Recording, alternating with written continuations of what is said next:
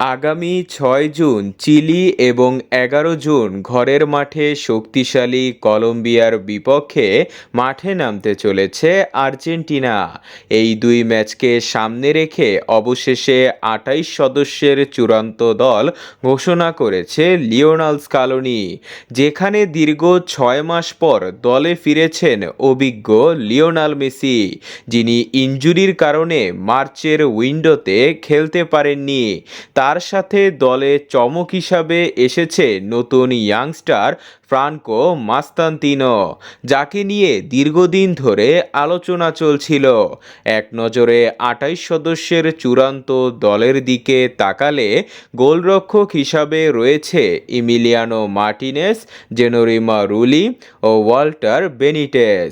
Defender হিসাবে রয়েছে Nahuel Molina, Leonardo Balerdi, Cristian Romero, Nicolas Otamendi, Nicolas Tagliafico, Valentin Barco, Mariano Troilo, Juan Foyth, Facundo Medina ও Kevin লোমানাকো।